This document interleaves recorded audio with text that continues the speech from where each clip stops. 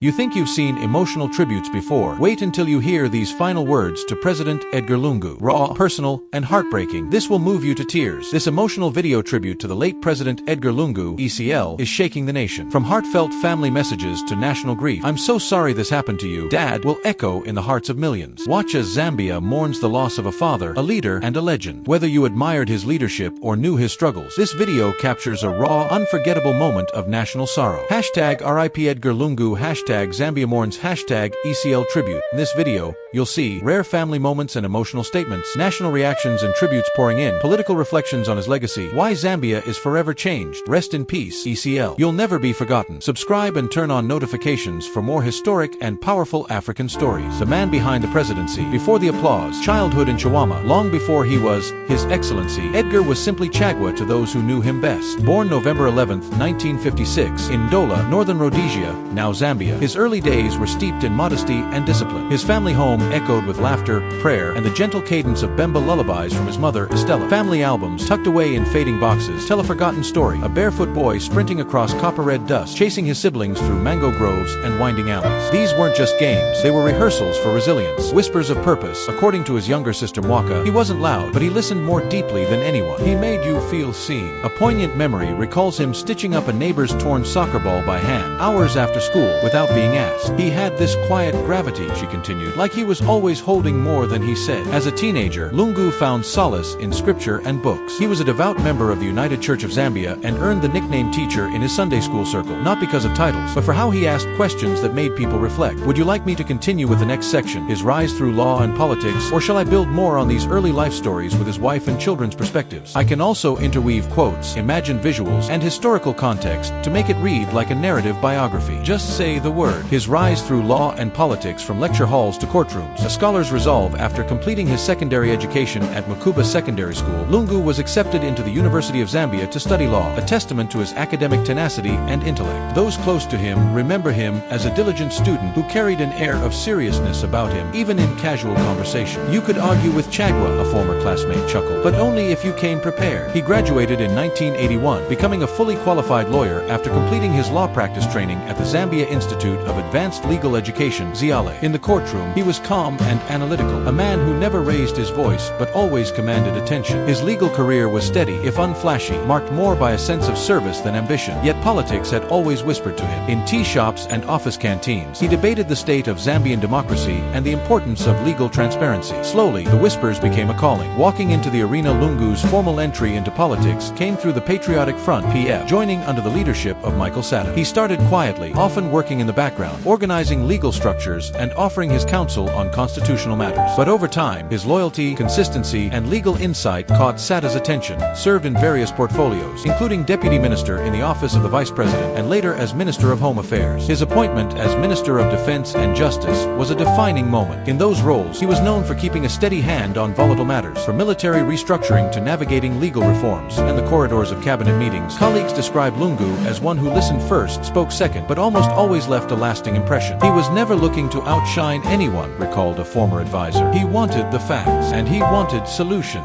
Carrying the mantle when President Michael Sata passed in 2014, Zambia faced a political crossroads. The PF party, mourning, divided, unsure, looked to Lungu. Against all odds, and amid internal opposition, Lungu emerged as the PF's presidential candidate. His calm demeanor, legal understanding, and perceived closeness to Sata made him the unlikely unifier. In January 2015, Edgar Chagwa Lungu was sworn in as the 6th president of Zambia. The boy from Dola, once simply Chagwa chasing mango trees, now carried the hopes of a nation on his shoulders. A nation's son swearing in. Swearing service. It was a gray-skied morning on January 25, 2015, when Edgar Lungu raised his right hand before thousands gathered at the Heroes Stadium in Lusaka. His voice was steady as he swore allegiance to the Constitution and vowed to serve the people of Zambia. The stadium erupted, not with extravagance, but with an almost solemn hope. Some held portraits of Michael Sata, others wore green PF chitenge in reverence. To them, this was not just a transition of power, but the continuation of a legacy. The first few months in State House were quiet. Lungu maintained his modest routine, sometimes slipping into church services without fanfare. Aides say he insisted on starting cabinet meetings with a moment of silent reflection. He always reminded us, "This job is borrowed time," one minister noted. listening tours, walking where it hurts instead of staying behind the gates of State House. President Lungu was often seen walking through compounds, hospitals, and market stalls. In Chibambo, he sat on a reed mat beside banana sellers, asking about their challenges. He toured hospitals in Luapula unannounced and was once photographed holding a malnourished infant, his eyes brimming with unsaid grief. These were not political stunts. They became signatures of his presidency. He came not with microphones, but with ears, one Kanyama resident recounted. He listened to our water problems like they were his own. Infrastructure for tomorrow. Lungu's presidency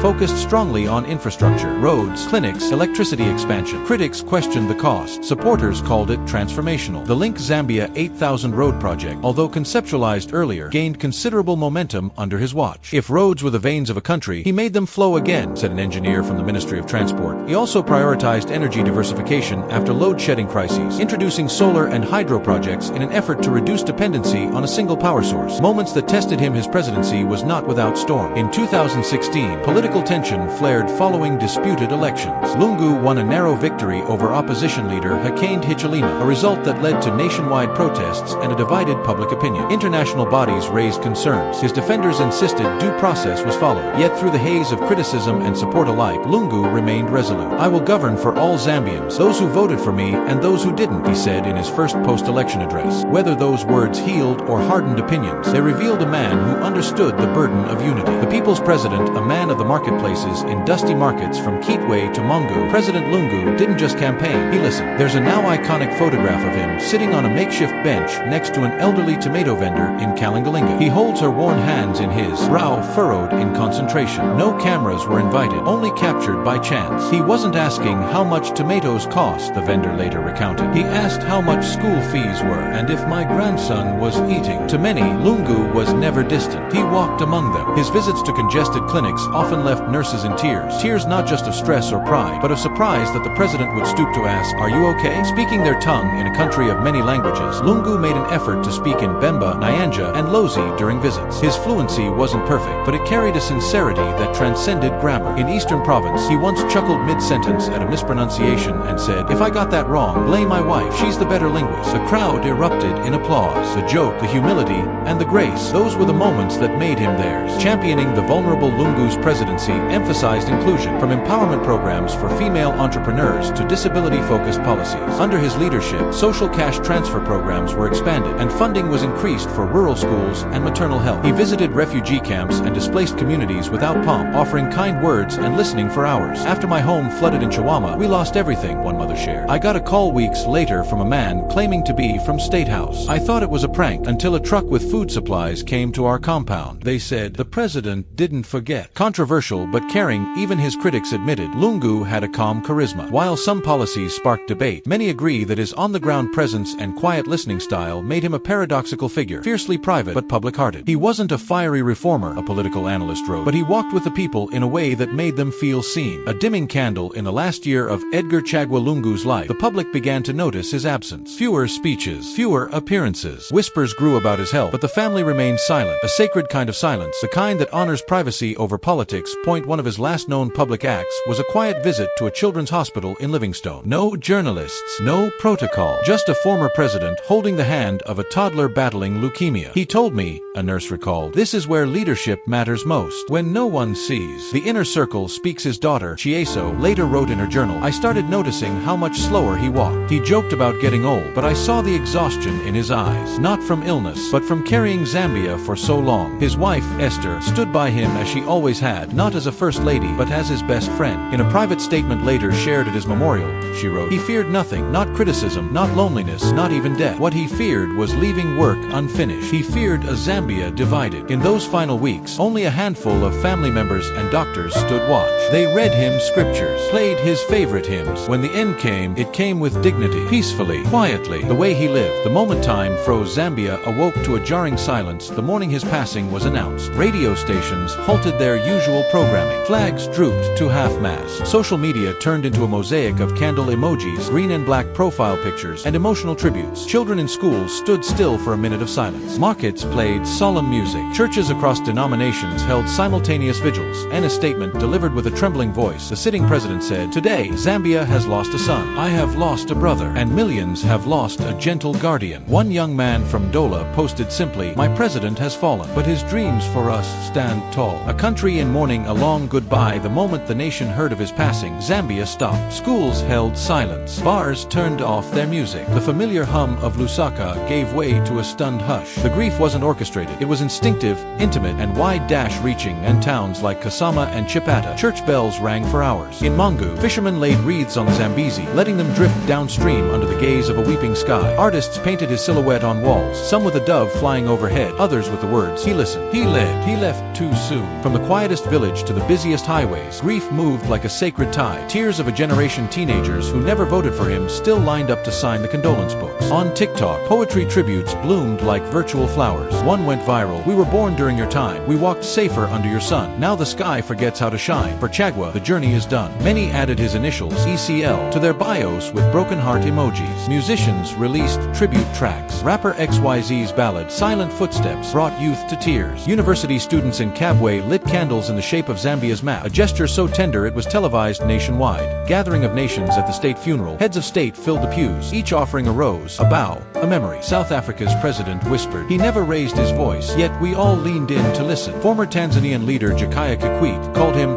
Zambia's compass, quiet but unwavering. As his casket lay draped in the national flag, choirs sang the same hymn he once hummed on his hospital bed. "'Tis so sweet to trust in Jesus." Young and old wept shoulder to shoulder. Even his political rivals stood beside his family, grief melting all divides. Sorrow carved into earth. The procession to the Embassy Park presidential burial site stretched for miles. Some walked barefoot as a sign of humility. Children scattered bougainvillea petals. An old woman knelt and murmured, "Go well, Mwana Wandi, go well, my child." And when the first shovel of earth fell upon his grave, a murmur rose in the crowd. "We'll carry the dream now." Political reflections, leadership in a fractured arena. When Edgar Lungu assumed office, Zambia was navigating a difficult moment. Economic shifts, regional tension, and growing political polarization. His presidency, though marked by grace, was far from easy. Former cabinet minister Given Labinda once said, "President Lungu may not have shouted policies from rooftops, but he built things quietly, steadily. He gave his word and honored it." Supporters point to his infrastructural expansions, constitutional reforms, and attempts to stabilize energy shortages. Detractors, meanwhile, raise concerns about press freedom, political arrests, and a narrowing democratic space during his second term. The post-presidency paradox. After leaving office, Lungu lived simply, no fanfare, no grand declarations. Yet his occasional public appearances always drew crowds. His quiet dignity in retirement earned him both respect and regret. One youth activist shared, "Maybe we misunderstood him when he was in power. Now,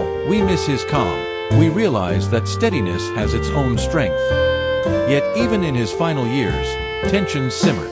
The debate over how the state treated him, security detail reductions, protocol breaches, ignited national conversations about how Zambia treats its former leaders.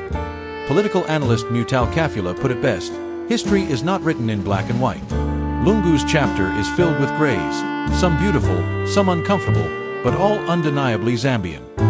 The opposition pays tribute in a rare show of unity. Opposition leaders offered stirring eulogies.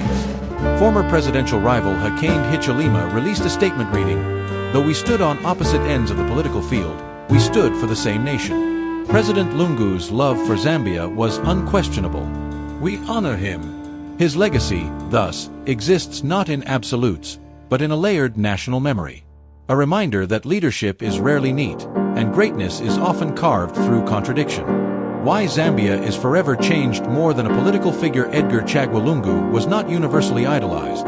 What leader ever is? But his departure unveiled something deeper, a quiet presence that, in its absence, left a roar of longing. In a nation so often defined by its political debates, his passing reminded Zambia of its shared humanity, as one radio host said on a dawn broadcast. It wasn't his victories or flaws that defined him, it was how he walked through them. That walk, now ended, leaves Zambia altered, less because of what he did, and more because of what his absence reveals. Cultural reckoning and emotional honesty following his passing, national conversations shifted. Art collectives launched exhibitions titled, "Listening Like Lungu." Podcasts emerged exploring mental health, vulnerability in leadership, and masculinity rooted in empathy. Traits many now associate with his demeanor. One sociologist wrote, "Zambia was taught that leadership doesn't always roar. It sometimes whispers, weeps, and waits." A generation's awakening, perhaps the most enduring change, is in the hearts of Zambia's youth. Born in Lungu's era, they now ask deeper questions about justice, voice, and integrity. University students in Dola launched a civic project called Chagwa Circles, safe spaces to debate, dream, and design the Zambia they want to inherit. It's strange, one student said. We weren't always engaged in politics.